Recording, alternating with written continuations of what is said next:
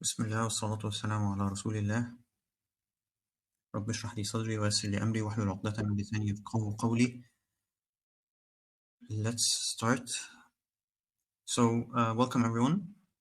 This is episode number 4 in the book club, The Crusades Through Arab Eyes by Lebanese-French author Amin Malouf. Chapter 3 is the part where we already entered chapter 3 last time. We stopped after the catastrophe and the cannibalism of Ma'arat al-Nu'man.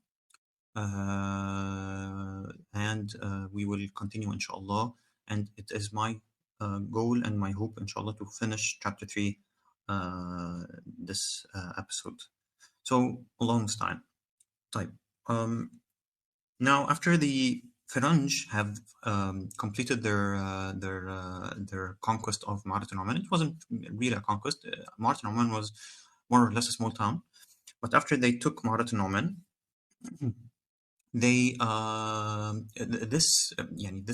what they did in Ma'arat al-Nu'man, the news of that it flew everywhere, and so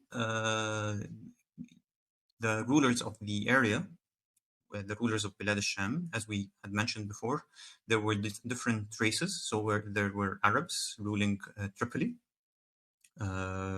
presented by the family of Banu Ammar, the judges, the Qudah, and there was another family ruling Shaizar, the family of the famous historian Usama ibn Muqud, who was a poet, a historian, a knight, a very patrician type of character in our story. And those two Arab families didn't really like the fact that the Turks, whether they were Seljuks or Utabegs, were in control of most of Bilad al-Sham. They didn't like that, and they saw in the Faranj presence an opportunity to break away from this kind of dominion. Okay, and so there was also Ganah al-Dawla, the leader or the ruler of Homs. And by the way, Janah al-Dawla was one of the generals at the battle for Antioch. So all of those people, after the Ma'arat al-Nu'man, they sent envoys to the Faranj army, offering them aid and offering them guidance through the roads, because they wanted as much as possible to avoid any direct military conflict with those guys. Okay, and why did this happen? Because there was خلاص, after Karbuqa left, there was no strong leader able to rally all of the Muslim forces in the area or outside of the area to meet the Faranj in a decisive battle and to defeat them, essentially. That was not possible anymore. So they just found out that it was better to pay them off, to keep them away from their own properties. And of course, some of the coastal cities also followed suit. So we hear that Beirut did the same thing, Tyre did the same thing, Acre did the same thing. The only city that offered some sort of resistance was the city of Saida. They they put up some resistance, and the Faranj, they ravaged the countryside of the city, tried to punish them, but they couldn't enter the city. And then a very interesting incident takes place, which is that now not all of the residents of Bilad Sham, not all of the people living in Bilad Sham had major cities to flee into. Some of them were rich, so they could flee into the cities and buy property there and get on with their lives. But others were poor, and they lived day by day. So those poor people, they divided themselves into two categories. The first category would disappear into the woods, okay, where they would be met by all kinds of beasts.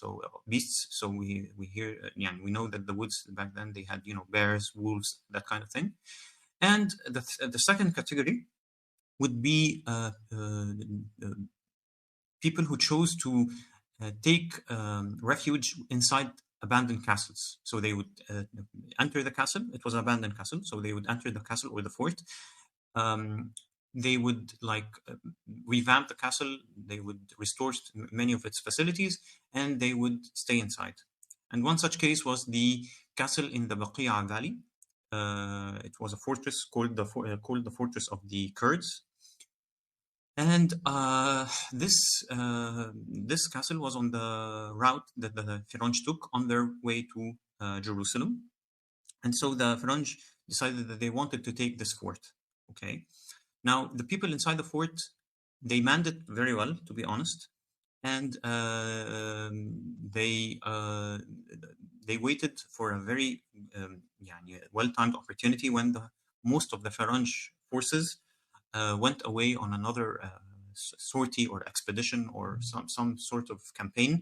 And so only a very few number of forces stayed in the camp that was surrounding the fort. And somehow those people inside the fort, they were able to get news of this, and they stormed the camp, which was very poorly defended. And they almost captured the leader of the Faranj, a guy called Saint Gilles. And this was, the Faranj were beyond themselves with fury, because how can something like that happen? And this was the very first time, I think, until now, that we see that normal people, not even what you would call regular armies, were able to break this unstoppable myth of the Faranj. Like they're savage, they're unstoppable, they can't be defeated. These were not regular soldiers; these were peasants, and they were able to do that kind of thing. And they almost captured Sanjil. He escaped by a very narrow, within a very narrow window. And when news got to the Faranj main army, the main contingent, that the sortie took place, they hurried back and they tried again to take the fort. They couldn't. And they waited for the next day because they were planning a massive attack on the fort. They were going to put all of their resources into that. However, again, the people manning the fort made another trick, or pulled another trick, which is that they waited until nightfall, and they escaped the fort in a very silent manner, and they were able to leave the fort and the campaign and the Faranj without leaving any trail behind them. And so the next morning, the Faranj were surprised to see that the fort was empty, and when they stormed it, they found nothing.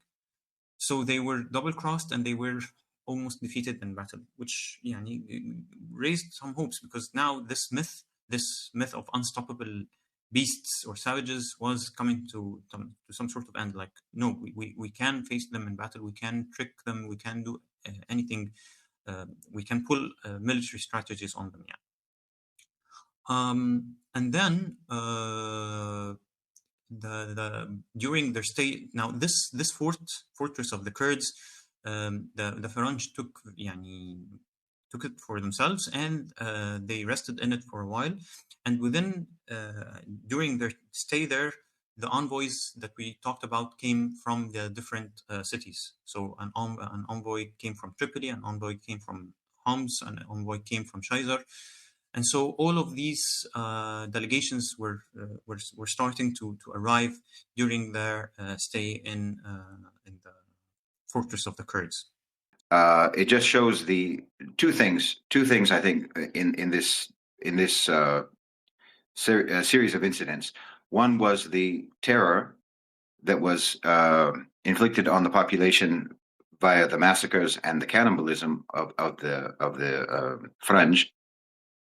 And that shows you something about the sort of psychological effect that was created by very, very over the top, very dramatic, very horrifying violence. And this sort of applies to the modern age, obviously, when we're talking about, for example, America, and with, like, for example, the shock and awe campaign on Iraq and so forth, that America has actually inflated our perception of their power by means of particularly horrifying levels of violence.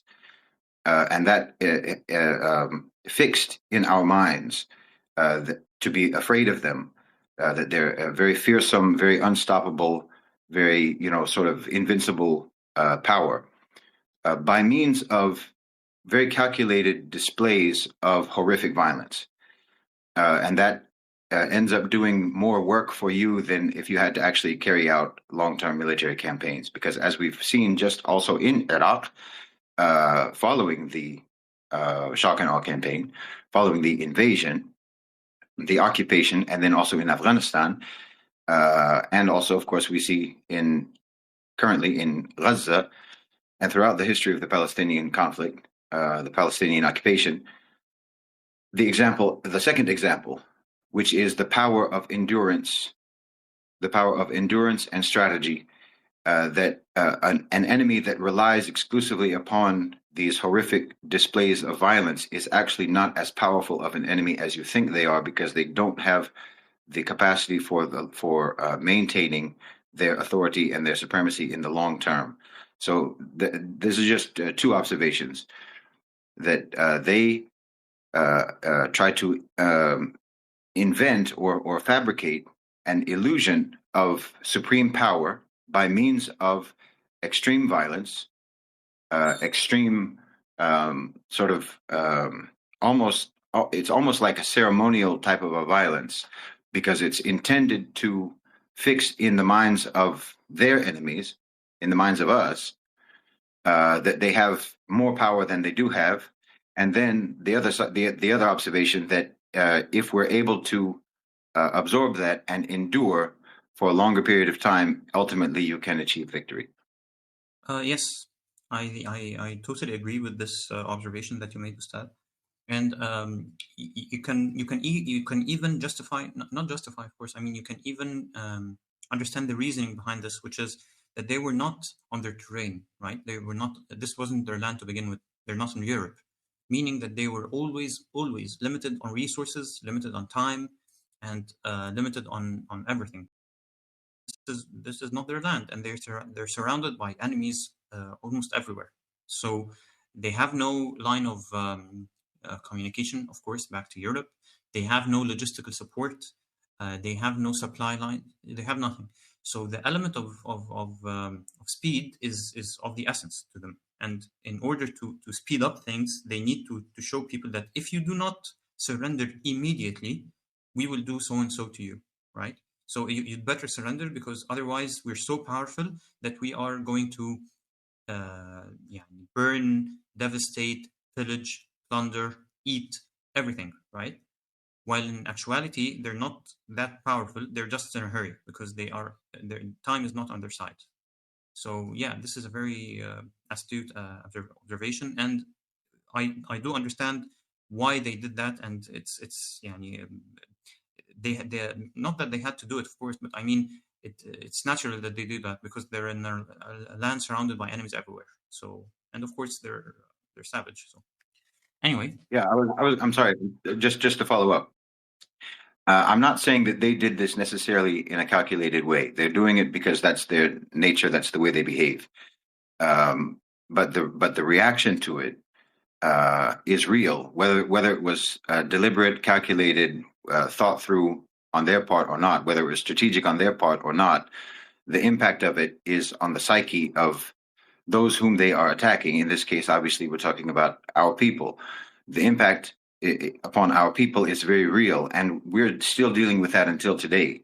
That even though now, for example, as I've talked about many times, America itself is more a regional hegemon at this point. They don't have anywhere near the power that people perceive them to have. One of the big obstacles, or one of the big hurdles that we have to get over in the Muslim world and in the global South generally, is the perception of American power. And that perception of American power was instilled in our minds and in our psyches by means of examples of them performing or carrying out or committing extreme acts of violence. And that has fixed it in our minds that they have considerably more power than they have in the real world. In actual relative power terms, their power is not what we think it is, but we still think it, which is us at this point giving them power, giving them more power than they have because of our perception. yeah, and inshallah, when we reach the part where we can, what we would call, or what most historians would call the Muslim response, it all started by the change of perception, just like you said, Ustad, like the change of perception that the Muslim leaders, first of all, they needed to change the perception of the French that they were not a temporary threat. They were more of a more permanent threat that they first thought they were. And second, so that changed even their mindsets. So the generals or the otabiks that were assigned stations in Mosul, in Bilad al-Sham, and so they would deal with the whole situation as temporary, right? I will go there, do يعني, have a campaign or two, right? Go on a campaign or two against the French, try to loot as much as I can, and then come back, and that's it, because it's temporary to them. But the moment that the otabiks or the generals thought of the situation, know that they're not leaving, we have to deal with them, and then change the perception of this madness, this savagery, that they are just projecting power because there are aliens to the region. I think it's at this moment that victory was achieved. It took a long time to manifest, but victory was at this moment, at the moment that the perception itself changed. Right, that's correct, and I think that this it just makes me think also about the importance of having as early as you possibly can an accurate assessment of any player with whom you have any sort of interaction or any sort of relationship, whether this is on an individual level or on a national level, on a geopolitical level. You have to have an accurate assessment, because to a certain extent, we obviously at that time, the Muslims, suffered from an inaccurate assessment and under evaluation and underestimation of how serious the threat was that was posed by the French. And then that underestimate of their power and their threat to us contributed to exaggerating our shock at the level of violence that they inflicted. So even though the violence that they inflicted was in and of itself horrific and bad enough, our reaction to it, because we were even more unprepared for what they were going to do, because we had underestimated the threat that they posed. So it just emphasizes again the importance of having, as early as you can, an accurate and objective assessment of any threat and of any player that you are having to interact with. Again, that applies on the individual level, on a personal level, and it applies obviously on the geopolitical level, which is what we're dealing with now. Yeah, I think we will also, inshallah, discuss this today regarding al-afdal. Okay, so yeah, it could be mentioned, it could be stated that al-afdal. Okay, so Egypt. I think we mentioned this before, but for the sake of clarity and for the sake of a bit of context here regarding what Ustad is saying, Egypt was was far away from its heyday, right? Egypt was under the Fatimid rule. Once upon a time, this Fatimid rule extended all the way from northern Africa to Yemen in the south, to Bilad al-Sham in the east, and they even had propaganda machines working for them in India, as far as India. Okay, so they, at some point, they were extremely powerful, and during the reign of the Khalifa al-Mustansir Billah, this was the height of their power. Okay, a famine took place during al-Mustansir, called the Shidda Mustansiriyya, or the Mustansir famine, and afterwards their territories began to shrink so much until we reached the current situation, which is that now their main territory is only Egypt and some pockets in Bilad al-Sham. Okay, still, after all of that decline, they were still the most powerful Muslim entity south of Bilad al-Sham. Okay, so because the Seljuks were the most powerful entity east of Bilad al-Sham, but they were in constant warfare with each other, as we mentioned. The sultans were in constant warfare, the Seljuks of Iraq and Iran and Khorasan, that kind of thing. And the Seljuks of Rome were engaged with the Byzantines, and so the Seljuks of Bilad al-Sham were so weak, and so the strongest player in this region, which is Egypt and the Levant, was Egypt. Okay, and the man who was holding Egypt was al-Afdal. Now, this man, what I'm trying to point out here is that this man, he made the calculation that Ustad was talking about. He made the very, very, very wrong assessment of the Faranj. He didn't know who they were. He thought that they were some mercenaries for the Byzantine Empire, and so he thought that they were soldiers of the Byzantine or the Eastern Roman Empire, right? And so he sent envoys to them saying that if you guys succeed in taking Antioch, then we can split Bilad al-Sham between us, and then we can stand together against the Seljuks. Of course, we will talk about the geopolitics of the region many times later on. But what he saw was an opportunity, and he didn't really know who the Faranj were. He didn't know that there was a sermon given at Claremont by the Pope Urban II, where they were going to go to take Jerusalem. He didn't know all of that, and so he saw them taking cities in the Levant, and very late, during the first Faranj campaign, did he realize that he made a mistake, that he stood by instead of trying to defend the coast as much as he can, instead of trying to see if he can help the Seljuks or even contact the Eastern Romans and ask them who these guys are. He made all of those errors, and so he made a very critical mistake on his part in the assessment of the Faranj, which cost him, as we shall see, the loss of Jerusalem and the loss of some coastal cities that belonged to the Fatimids in Bilad al-Sham.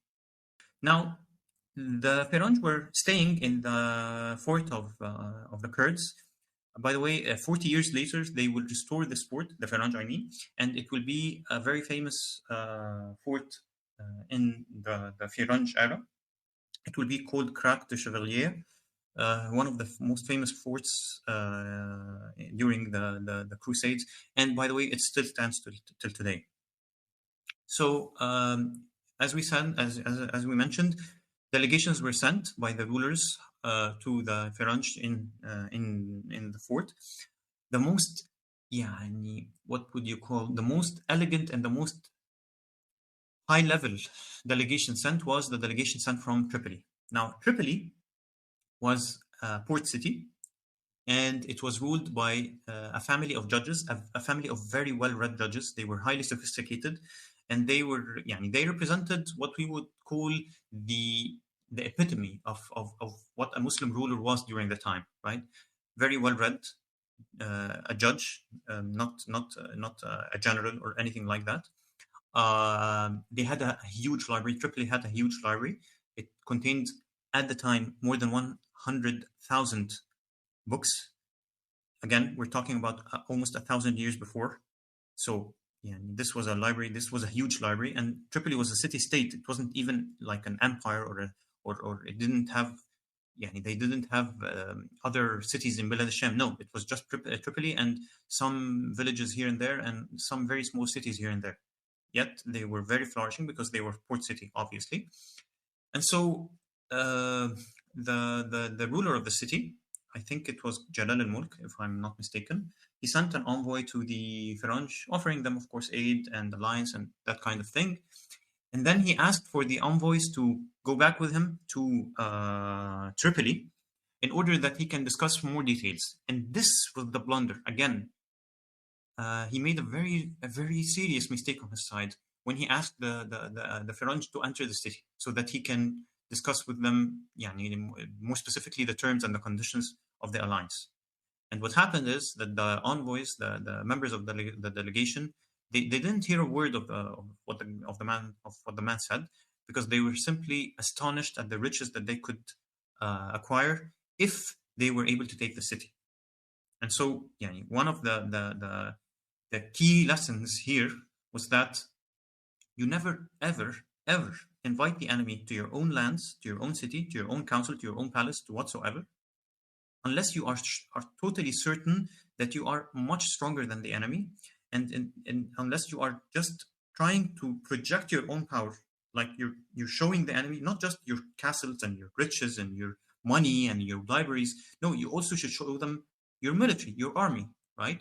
And so when the members of the envoy will see this army, they will fear that if they attack you, they will face serious retaliation.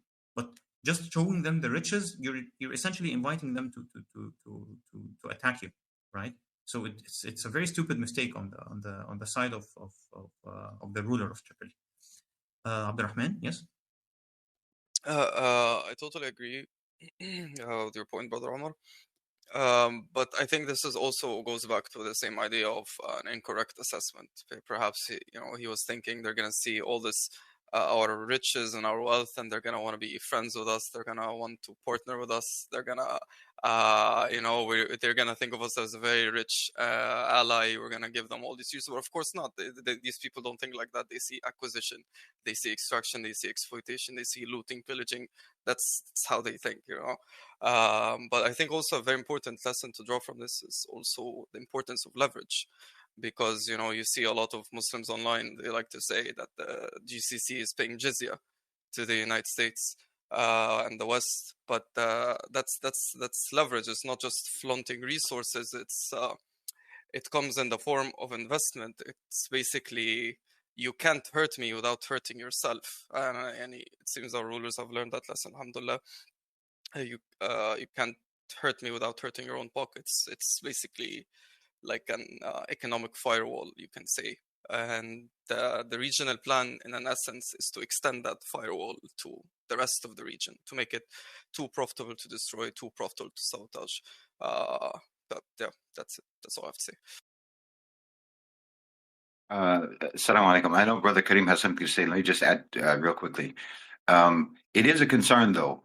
What you said, Brother Abdurrahman, is absolutely correct in terms of anyone who thinks that it's a jizya that the GCC is paying to the West, it doesn't understand how investment works. As I've said many times, investment is a syringe that withdraws far more than it puts in. But there is a concern, in my view, there is a concern, and it's a concern that I've had for quite some time, which is that you are inviting, the GCC is inviting, or is, actually, it's incorrect to say inviting.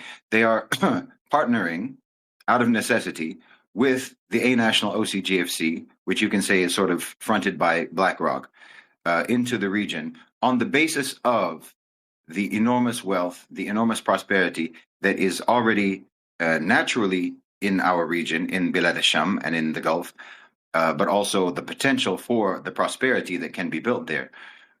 So it is still a concern, and in my mind, because you have to understand that these are people who are by nature predatory, and they still have the same crusader mentality, the same crusader, Viking, marauder, pirate mentality.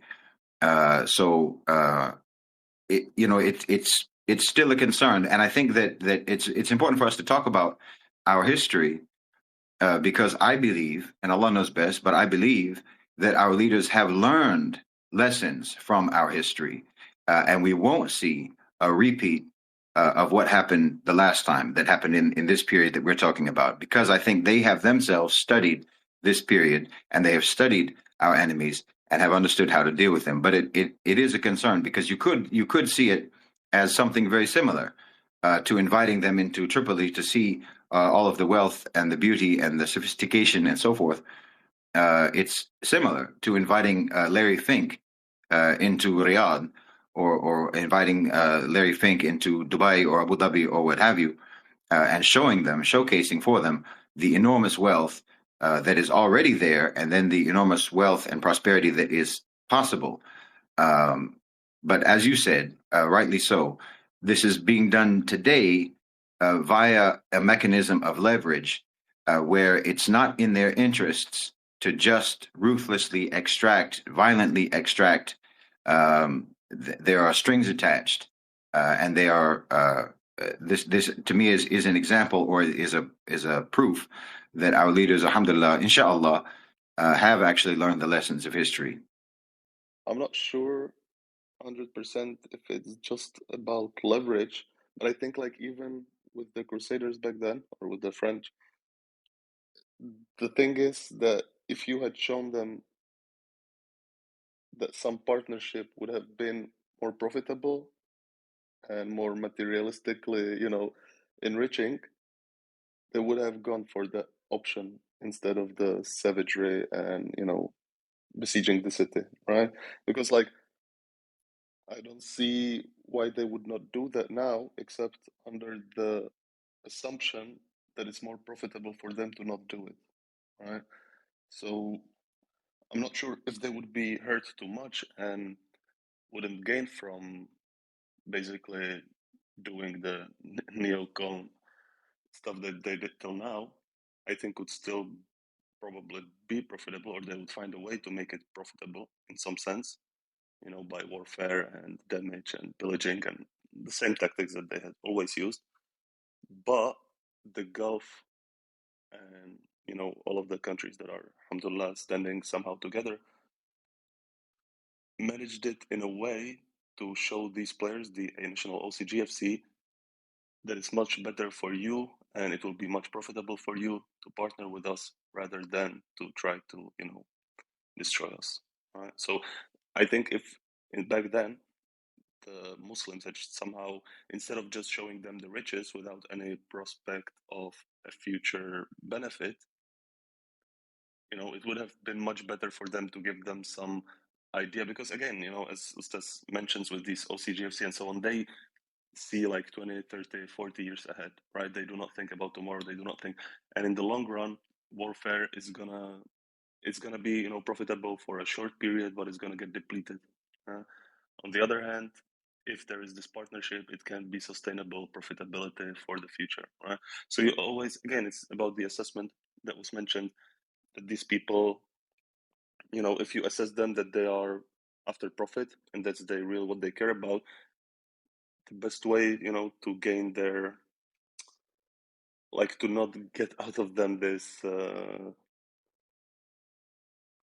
basically the warfare approach is to convince them that it's more profitable to not engage in it, right? Which I think that they had failed back in Tripoli, and giving them like a couple of whatever kilos of gold or something for a short period, it was still much better for them and much more profitable to just take the sit and take everything in it rather than engage in some type of partnership or appeasement or whatever, right? Yes, and I think that there's a few other differences between that time and this time. First, I just wanted to mention also that Brother Abdurrahman was also correct in his beginning of his statement, which is that this has to do with a failure to assess properly the threat and the nature and the character of the Franj. And it was what we talked about in the last episode about the assumption on the part of a civilized people that any other people that they're dealing with are also civilized, and that there's a similar level of sophistication and civilization with the people that you're dealing with, and that was a flaw in their assessment or their evaluation process of the Franj. The assumption being that, like he said, like Brother Abdurrahman said, when you see the wealth and the opulence and the sophistication and the education and enlightenment or what have you of a particular city-state or particular empire, a civilized person would understand that this is to be valued, and this is that these people have this comes with power. You're supposed to respect that, not disrespect that and just do a crash and grab. But that's assuming that you are a civilized person or you are coming from a civilized people. And obviously that was not the case and is not the case with the Franj of that day and the Franj of this day. But the significant difference between those days and these days is that there is no anymore. There is no sort of imperial hub to which the extraction is supposed to go. Back in the old days, in imperialism and in the days of the Crusades, there was an imperial hub where the riches are supposed to flow. We're supposed to take this out of your lands and send it to our lands. Now they don't care about their lands. So this is also a very different dynamic than it has been historically, all the way up until, from the time of the Crusades, through colonization, through neocolonialism, and so forth, until today. The emergence of the important clarifying part of a national OCGFC is a national. They are a national. So they don't, it's, as Brother Kareem said, it's not really in their interests to just destroy and extract, because they don't need to extract and send the goods and send the wealth to anywhere. They can participate in it where it is. It's a floating sort of empire. So the imperial hub is just floating and it can move wherever necessary. So that's also a very different dynamic than anything that we've dealt with in the past. 100%, 100%.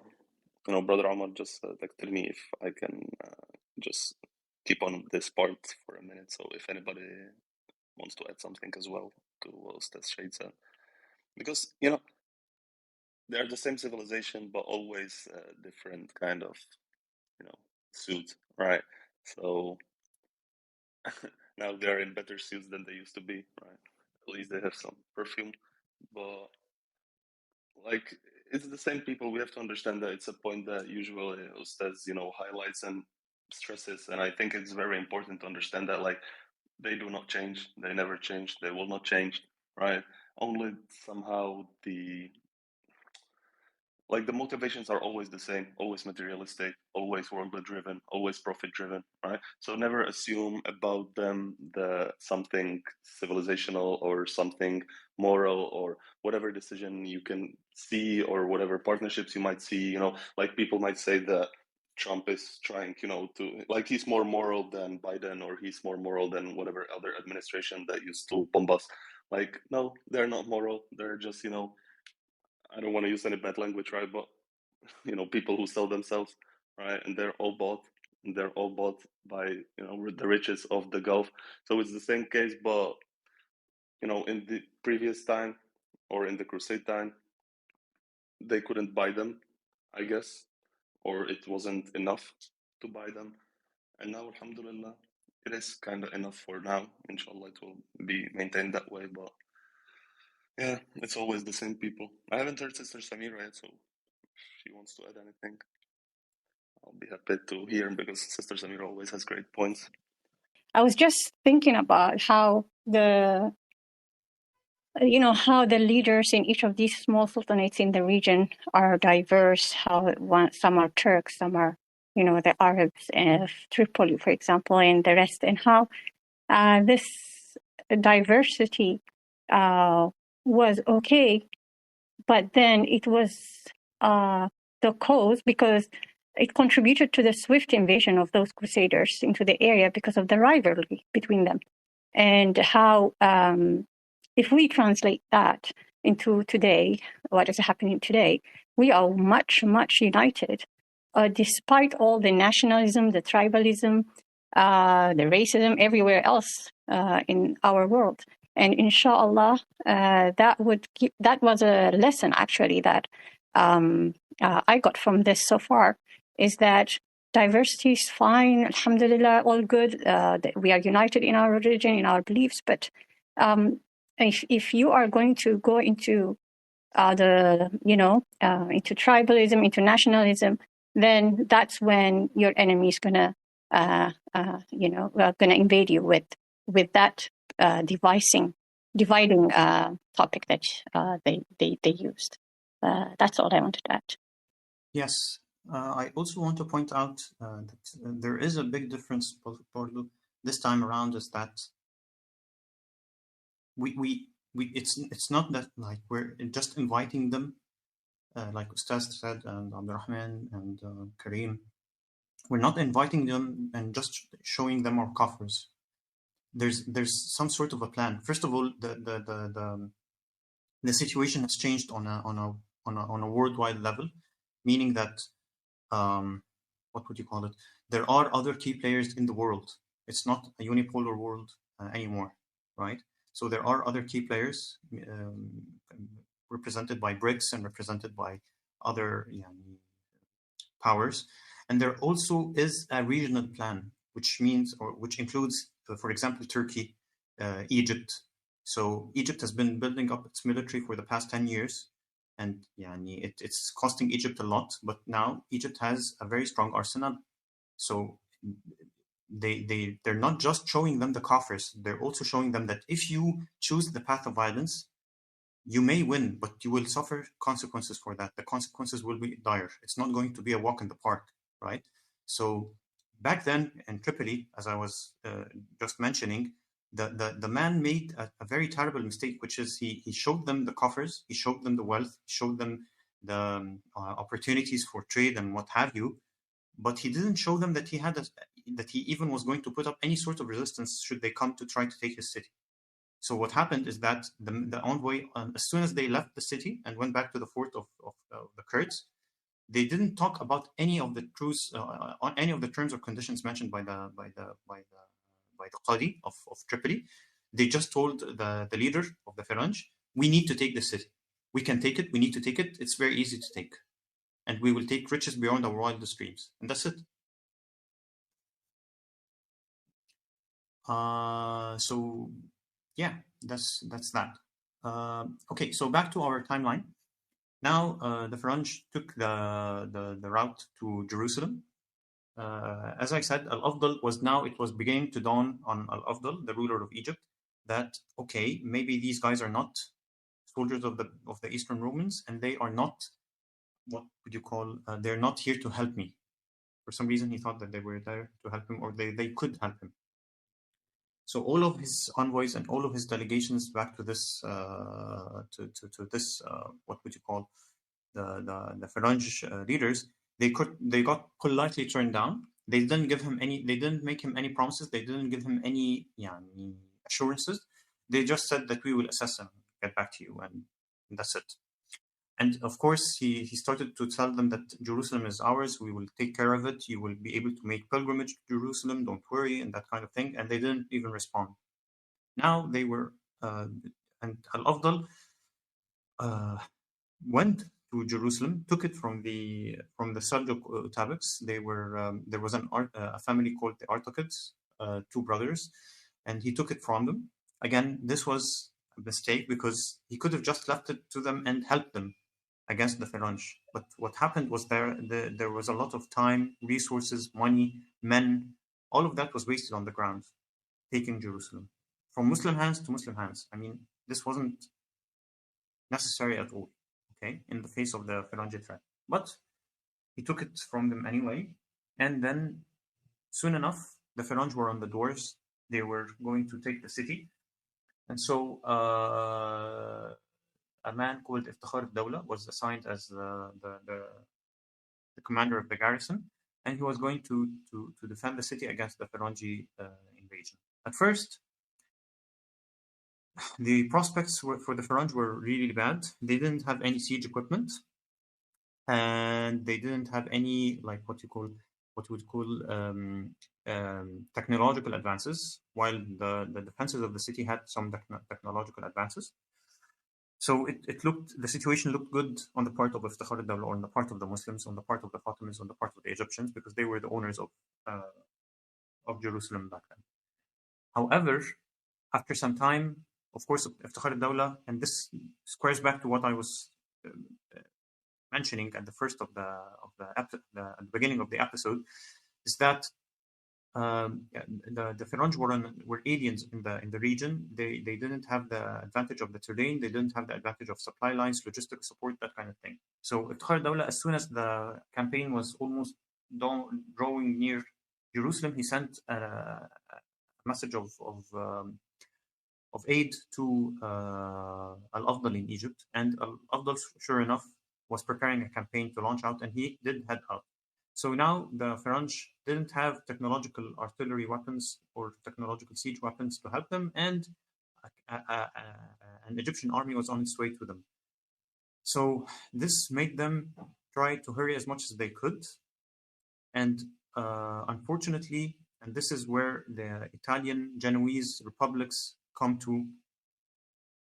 into the picture. Now, if you remember, if the listeners will remember, we mentioned that some of the key players, or some of the essential key players in the First Crusade, was that the Italian republics had their own commercial fleets, which helped during the Faranji campaigns against the Bilad al-Sham, simply because they understood that having ports or hubs in Bilad al-Sham would help them increase their commercial activity and increase their commercial revenue and their revenue stream. And so this was a typical case where the Genoese fleet helped the Faranj surrounding Jerusalem. So they gave them wood and they helped them erect some siege weapons, which eventually helped the Faranj take the city. Now, upon taking the city, And I think we've exhausted this topic, but it has to be said because some people to this day say, يعني, take this point or try to discuss this point in a very weird manner. So upon taking the city, of course, as is usual, the Faranj spent a week killing the residents of the city. No one was spared. No children, no women, no elderly, no men, no Christians, no Muslims, no Jews. No one was spared. And blood was ankle deep all around the city. And corpses mounted all over, everywhere. And for months after, the stench of the dead from the city was still there. And the mosques were converted to churches, and the synagogues, the Jewish synagogues, were burned. And the Christian clerics who refused to give away the locations of the holy relics in Jerusalem, because there were holy relics in Jerusalem, of course. So when they refused to give away the locations of the holy relics, mind you, these were Christians. Huh? So when they refused, the Faranj tortured them and were able to obtain those keys to the locations of the holy relics from them. And then, after finally finishing the massacre in the city, drenched in blood and sweat, they went to the altar in the Holy Sepulchre and gave thanks to God for their victory in delivering Jerusalem from the infidels. And they were, it was fine. They said that we have finally made our pilgrimage to Jerusalem. That is their pilgrimage. So our listeners will remember when we started this whole thing with the book club, the Crusades through Arab Eyes. We said that the Roman historian Tacitus had a very famous line, which is, "You Romans create a desert and then call it peace." This is exactly the case. This is a case in point here. You Faranj commit a massacre and then call it pilgrimage. So I don't think there are any more words to say pertaining this particular incident, to be honest. Abdurrahman, yes? Yeah, Brother Omar. I would like to backtrack a bit from a timeline, if you'll allow it, regarding the siege of Arqa, because I think it mirrors exactly what the Shade was just saying about how they project power through selective acts of violence. But in the siege of Arqa, they defy, even though in their minds, we're gonna lose, the city is gone, but we're gonna resist. Unlike the other cities that just fled, they actually put up a resistance, and both the siegers and the besieged were shocked that they weren't able to capture the city. So this shows us that yes, they do project an image of power, and that defines, even in the face of what seems to be inevitable loss, is still strategic.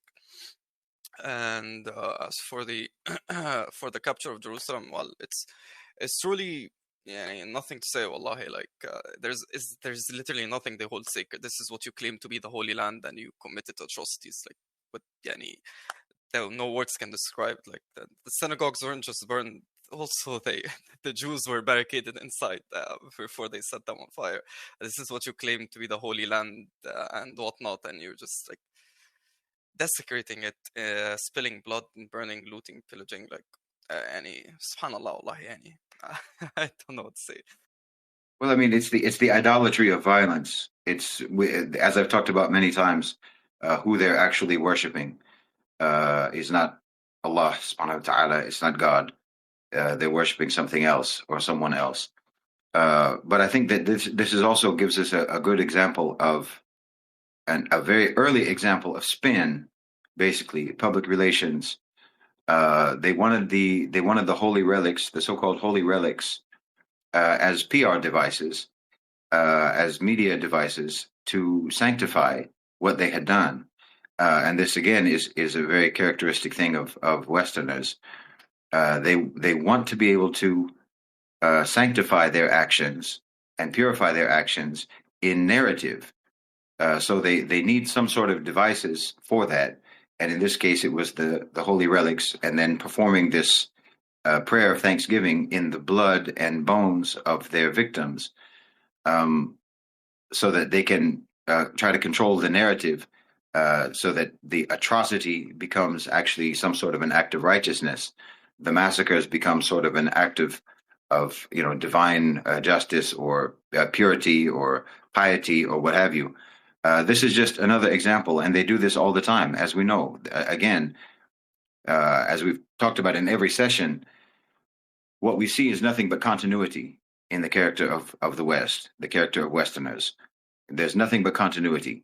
The massacres, the violence, the atrocities, the savagery, and then the counter narrative or the camouflage narrative that is placed over their atrocious bestial violence to make it all look like it's good and civilized and righteous and sophisticated and so forth. This is just a very early and very grotesque example of that, but we have nothing but examples of that from 1,000 years ago until today, without any interruption. You have to compare this to what Muslims do, and I'm not comparing because I'm saying that they should be like us or anything. I'm just saying that there is a code of conduct that only they should be.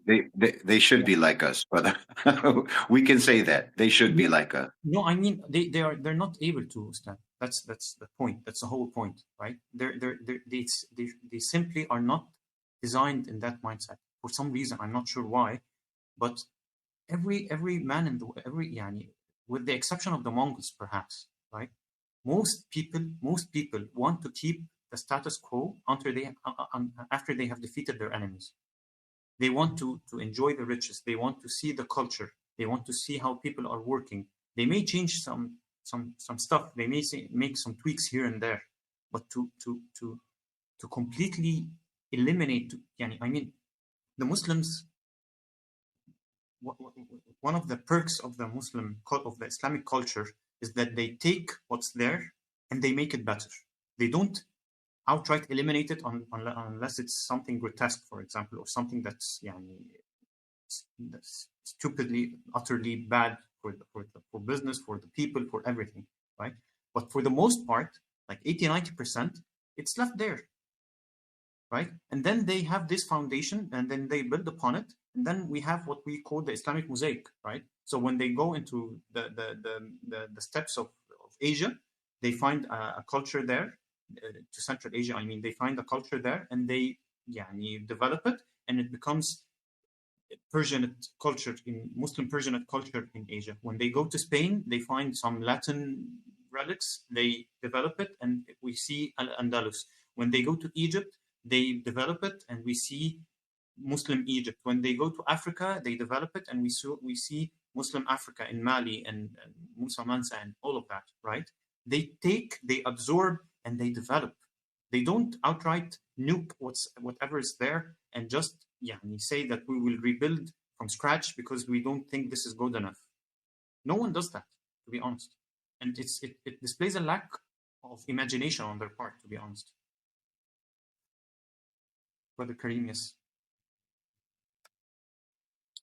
Yeah, just going back to this loss of Jerusalem and so on, like, I think everything that we see in these, narrations, from historical narrations, like, we understand qada and qadar, of course, like, we have no doubt about it. We have full trust in Allah's, decree and divine wisdom. But we cannot be in this sense of, like, how to say it? This feeling of, like, that something is inevitable, because the loss was mostly based on incorrect decisions, right? On human errors, on human miscalculations, on preferring, these divisions, and not uniting in face of the enemy, miscalculating the enemy. Like, lots of people fall into this despair mindset that it will be that way and it has to be that way. And I think, like, looking at these stories, we can see that it didn't have to be that way, right? And it doesn't have to be that way even now. right? Like it gives some kind of hope that even though we understand everything is happening for some reason, there is the human factor that played a big role in especially these types of events, right? That they weren't just something that was inevitably had to happen and there's no way to stop it and the enemy is so fierce and so on. No, like the enemy was not that strong, the enemy was not that sophisticated, the enemy was not that civilized. It was mostly mistakes on our side that they managed to capture, Al-Quds. It was mostly some internal problems we might have had. It was some disunity that we might have had, right? And all of these things can be corrected, can be, rectified in some sense, right? And alhamdulillah, as Ustaz mentioned earlier, the leaders did learn from that, right? And I think this is one of the biggest lessons, like why we are even doing this is to learn from those previous mistakes, right? To assess it correctly, see what was the motivation of each part and try to somehow assess what can we do about it, how can we learn from it, how can we not make the same mistakes, right? Because mostly all of the troubles that happened and all of the sieges and all of the, like when we saw with Karbuka and Yavisyan and whatnot, all of these, instances, of course, we understand that it was predetermined and predestined, but still it was due to human choices and human errors that these, cities fell. And it wasn't such big mistakes that like they had no other option, right? They had many other options, but they chose usually the bad option. Yes, absolutely. And I think, I'm sorry, I'll just follow up with Please. what Karim said. This idea, for example, that history repeats itself, we have to remember that that's a Western idea. The idea that history repeats itself inevitably, cyclically, this is a Western idea going all the way back to even the earliest so-called philosophers, and repeated in various forms by others, by even Karl Marx and Hegel and so forth. This idea that there's just an inevitable repetitive cycle in history. That's not the way that we think. Allah subhanahu wa ta'ala told us to learn from the stories of the past, and the Quran is full of the stories of the past as lessons for us so that we will not repeat their mistakes. And I think that when something happens, like the fall of Jerusalem and the massacres and so forth, that's for us to learn from. And what led to that, the division, as Sister Samira was talking about, the division and the rivalry between the Muslim sultanates, that's a lesson for us to learn from. And I think, alhamdulillah, as I said before, I believe that we have learned that lesson. Because if you see, again, as Sister Samira said, the level of unity and cohesion and cooperation and collaboration and organization between the Muslim lands that has been developed just over the course of the last 2 years is certainly unlike the situation as it was at the time of the Crusades. It's certainly an improvement. You have people or you have nations that have been historical rivals, like the Gulf and Turkey, and like even within the Gulf against Qatar, for example, or the Gulf and the Muslim states against Iran, for example. They have mended their differences. They have built solidarity and unity, unlike any that we've seen in my lifetime. And so I think that, inshallah, our leaders have studied the past, have looked at the experiences, the tragedies that our ummah has suffered at the hands of the kuffar, and actually learned something from that. And that's the way human beings are supposed to do. We're not supposed to fall for this idea of history repeating itself inevitably, that there's just an inevitable cycle of history that we just have to always go through. That's not true. We're human beings. We have minds. We develop. We grow. We advance, and we can make things better. And that's the way that Muslims have always done things. And I think that, inshallah, that's the way we're doing things now. Exactly, this inevitability that Ustaz is now speaking about, right? Because lots of people are in this mindset that the West will always be the dominant force. They have this preconceived notion that they will be the ones who to listen to, right, about how it will develop, and they have the final word. Like, even if they do not want to admit it, it's somehow subconsciously present, right? And I feel like in that time, what we can learn is that they underestimated the savagery and, their nature, basically, of the French.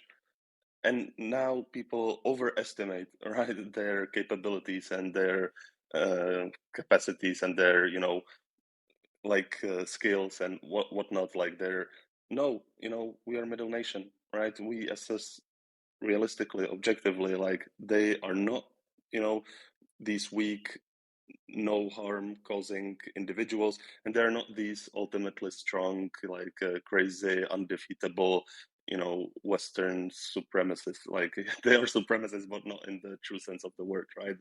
It's just like illusion they might have in their minds. But yeah, so sorry, I just wanted to mention these last points. Like nothing is inevitable. Someone who was strong last year doesn't have to be strong this year.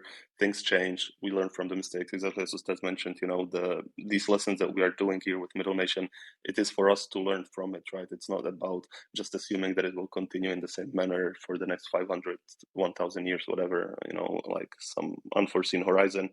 That's not the case, right? We try to learn from the main mistakes, which were human errors. I don't know if that was heard at the time when I was mentioning, because I did mention that as we see, you know, fall of Tripoli, fall of with Al-Hussein, fall with Karbuka, all of these people, it was mostly just miscalculations and misassessments on their parts, and really human errors that could have been somehow mitigated if they had made better assessment of the situation.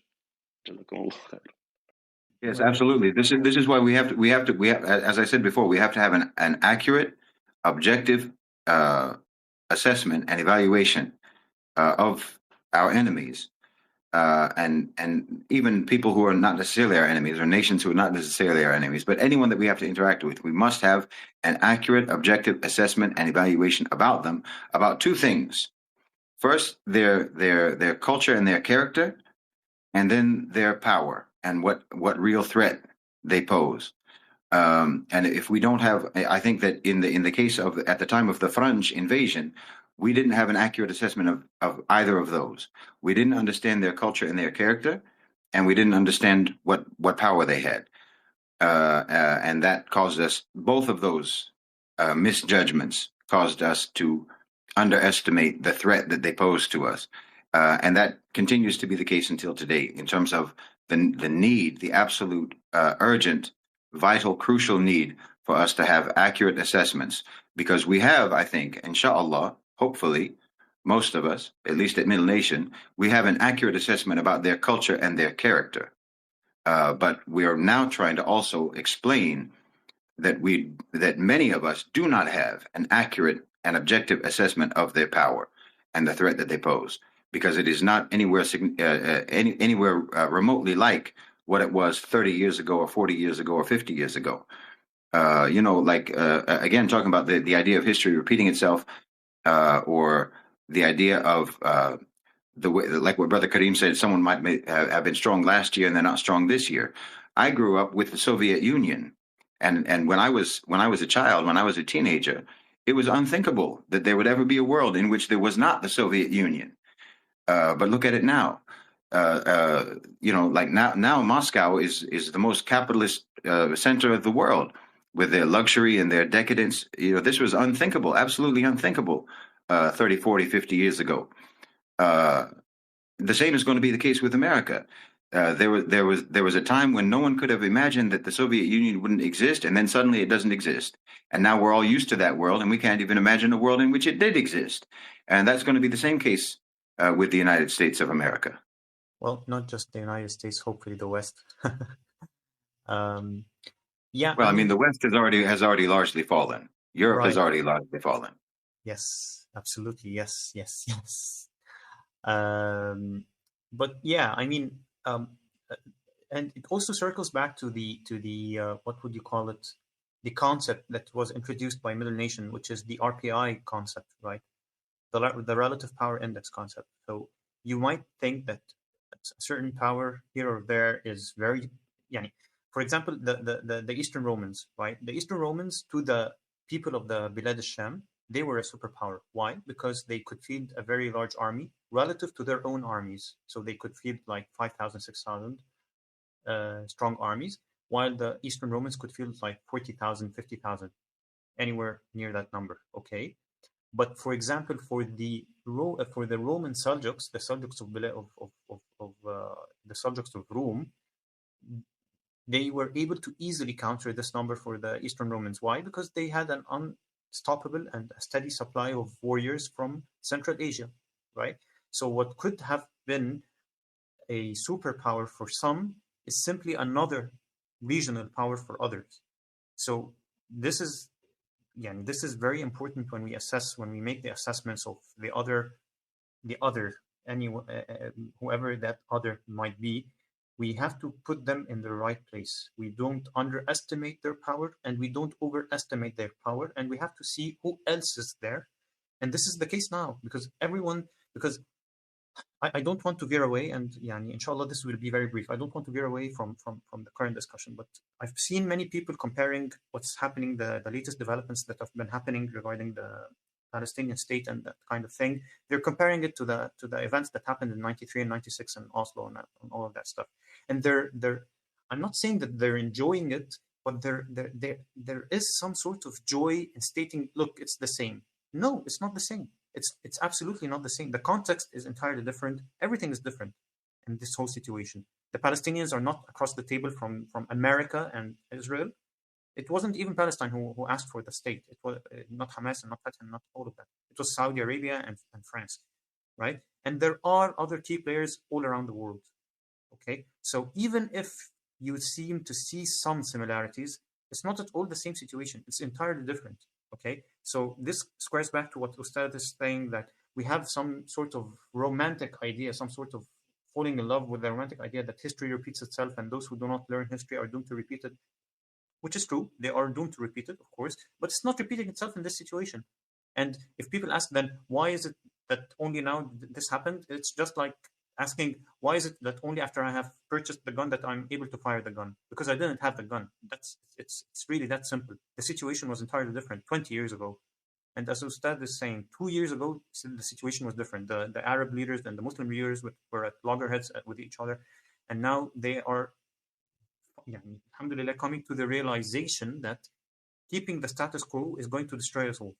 So we might have our own latent differences and our own latent conflicts, but they are nothing compared to what would happen if we just kept nagging each other and fighting amongst each other, and left the West and America dictate what the future will be. So it's not the same at all, and I hope that people are trying to understand finally that the situation is actually changing. This statement made by Smotrich, this apology that was issued by him, this should give you a glimpse of what the future will look like. Of course, there could be minor setbacks. That's totally normal. Salah ad-Din didn't free Jerusalem overnight, right? This is a process that took a lot of time. So there were minor setbacks. So minor setbacks are expected. So I don't expect that people should be more mature in their assessment regarding that. Okay, look, there it goes. Now they've gained an advantage. Of course, they will gain some advantages, and we will lose some advantages, and then vice versa. This is the game. So please stop being so pessimistic and try to at least have a brighter hope for the future. Yes, brother. I mean, anyone who says, I don't want to veer too much from the book discussion, but anyone who says that what's happening now is a repeat of the Oslo Accords, tell me that you're a millennial without telling me you're a millennial, and you don't even remember. You didn't even live through that period of time. The Oslo Accords was immediately followed the collapse of the Soviet Union and the beginning of the historical glitch of a unipolar world in which America was the only remaining superpower. And America forced through, one of the first things they did when they had absolute say over whatever was going to happen in the world, when they were the unipolar power, one of the first things they did was to ram through the Oslo Accords against the will of the region, against the will of the Palestinians. They forced this through, and the Palestinians, as you say, were completely alone at the negotiating table, and they were forced into this situation. The situation in 2025 is that America and Israel have been forced into this situation by the region. This is a complete opposite of what happened in during the Oslo Accords. Now, America and Israel have been forced to agree to this settlement, have been forced to agree to this peace agreement, to the reconstruction agreement for Gaza, and for the inshallah bi'idhnillah soon the establishment of a Palestinian state. The ones who forced it upon the Palestinians in 1993 are now having it forced upon them in 2025. So if you can't see the difference, then again, this is one of those areas in which it is demonstrated that you have no business even discussing geopolitics, or certainly not in the Middle East. And whenever they assess the situation, as you mentioned, again, with this relative power index, it's so important because they always talk about how Trump, how this, how that, what Trump, right? Like having this understanding of him being a mascot and all of these people being bought up and the different, like, people do not at all mention in their assessments the A National OCGFC when they're one of the major players, or the second half basically of the situation that is being dealt with. And they completely disregard 50% of the negotiating power in the dealings that are being done. Like, how can you then expect them to have a clear assessment of the situation or of the outcomes of the situation when their assumptions are completely based on a false premise, right? So it's just something again that we have to bring back to our middle nation, understanding, being objective, being factual, assessing the situations for what they are, not for what we wish them to be, not for our hopes, not for our fears. Remove ourselves, as Ustaz mentioned, right? Being a shaheed, being a witness. That's the middle nation approach, right? لِتَكُونُوا شُهَدَاءَ عَلَى النَّاسِ. So you may be witnesses over people, right? That's the definition of middle nation, and you can only be a witness if you assess things objectively. And subhanAllah, it's almost, whenever talking about the ceasefire, it's almost as if they wanted to be broken, those pessimists. Like, see, I told you. Like, dude, please, get a handle of yourself. This is a war, okay? And in wars, battles are lost and won. But wars, the war itself, this is the important part. So please, relax a bit and take a seat back and let the people who are handling this handle it, instead of just trying to be a crybaby whenever something bad happens, because some bad things happen during wars. That's inevitable. So it's our job to minimize the losses and to maximize the profits, inshallah. Now, going back to the timeline, Al-Afdal and the Egyptian Wazir of Egypt, he did arrive to Jerusalem, but alas, it was too late. No, he didn't arrive to Jerusalem. He arrived at Ascalon, but alas, it was too late because Jerusalem had fallen. And not only had Jerusalem had fallen, they had chosen the leader of Jerusalem, someone called Godfrey de Bouillon. He was the older brother of the man who created the Principality of Edessa, a man called Baldwin. You remember the man who killed his father, his adoptive father and adoptive mother, because you know how much the French liked their parents. Because he couldn't wait until his adoptive father and mother died so that he could take Edessa. So he just issued an order and killed them both, and he became ruler of Edessa, and Edessa became a Latin principality. So he was Godfrey de Bouillon was the older brother of Baldwin, and so he was assigned as king of Jerusalem, but he declined to take this title. He called himself the protector of Christ's grave, something like that. And it's worth noting, by the way, that the Firanj knew that, and this is something important for anyone who tries to take Bilad Sham or tries to invade Bilad Sham. You always have to have access to the sea, right? So one of the main, one of the main goals of the Firanj was that they had to take some port cities in order to avail access to the sea. So they took Ramla, they took Jaffa, they took a couple of coastal cities in order to make sure that future campaigns were able to land in Bilad Sham from the sea, I mean, and this would provide a steady supply of soldiers and weaponry and all kind of things coming all over from Europe, right? So this would be a lifeline, and we see this today. Israel is, imagine if Israel has no access to the sea, if Israel has no port cities at all, it will be extremely difficult for them and for their commerce and for anything they want to do. So this is just a point worth noting. Now, Al-Afdal waited in Ascalon because he wanted his fleet, the Egyptian fleet, which was still formidable by the era's standards. He wanted to stage a two-pronged attack against the Perange from land and by land and by sea. However, he waited long enough, and the Perange heard news of his approach, and so they hurried all the way to Ascalon, and they defeated the Muslim army despite the numerical superiority, but they used the element of surprise, right? So you can't help but notice the amount of blunders and the amount of mistakes made by Allah, right? Everything that could have went wrong by this man, it went wrong. Although he was one of the strongest players in the region, but for some reason he made a series of strategic errors. Yeah.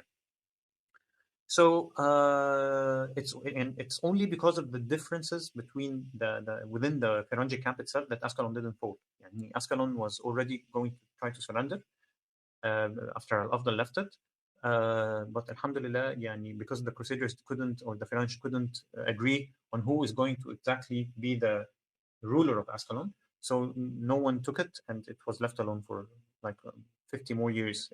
It would be another 50 years before Ascalon fell to the Perangi, which is Alhamdulillah. Now, the author then mentions a very interesting piece of history in the book, which I think is also important here, is that after the fall of Jerusalem, the victims went to Damascus and they met. If our listeners will remember the very beginning of the book, that Al-Qadi, the judge, the Damascene judge, Al-Qadi Damashqi Abu Sa'd al-Harwi, he took those victims who reached Damascus, and they went all the way to Baghdad during the summer heat, and they went to the court of Al-Khalifa Al-Abbasi Al-Mustadhir, and they were appealing for his help. They were telling him that the Muslims had suffered a catastrophe at Jerusalem, and that they how was the Ummah leaving the Muslims, those Muslims behind. And then the author went on to explain how weak the Abbasid Khalifa was. Now, as Brother Kareem mentioned earlier, that there wasn't one Khilafah, but there were actually two Khilafahs, and despite all of that, the Perangi occupation took place. And this is a shout out to all those who say we need a Khalifa, because if we don't have, it's because of the absence of the Khilafah that whatever happened. Bro, we need men executing plans, right? We need men having plans and having the means to execute them, not some sort of Khalifa, a king, a general, what have you. I don't really care about the terminology here. All I care about is someone who is able to execute a plan, who has a valid plan, and has the means to execute that plan. Call him whatever you want to call him, as long as he's Muslim, of course. But this lamenting, we had two Khalifas and they couldn't stop anything from what happened, right? Because of the decadence, of the political decadence of the era. So anyway, the author then mentions just how the history of the Khilafah al-Abbasiyya. Okay, so the Abbasiyin, they are descendants of Al-Abbas ibn Abdul Muttalib, who is the paternal uncle of Rasulullah sallallahu alaihi wasallam. And so we have the Khilafah al-Rashida; those are the first Khalifas. Then we have the Khilafah al-Umayyah, descended from Umayyah ibn Abd al-Shams, who was a patrician from the Quraysh, from the clan of Quraysh. And then we have the Abbasiyin, who are descendants, as I mentioned, of the Al-Abbas ibn Abdul Muttalib, another patrician from Quraysh, and also the paternal uncle of Rasulullah sallallahu alaihi wasallam. And the Abbasiyin are the people who built Baghdad. I mean, suffice it to say that they built Baghdad, right? So whenever we talk about Al-Abbasiyin, we always mention Baghdad, the center of essentially the center of the world back then. And this is not me trying to be overly romantic or stating something that was not real. No, Baghdad was during the high time of the Abbasids' political achievements, and even afterwards when they lost power, Baghdad was still considered to be one of the most beautiful and one of the richest and one of the most civilized and one of the most sophisticated cities on the face of the earth. And it would be a very, very long time until other cities would compare to it, right?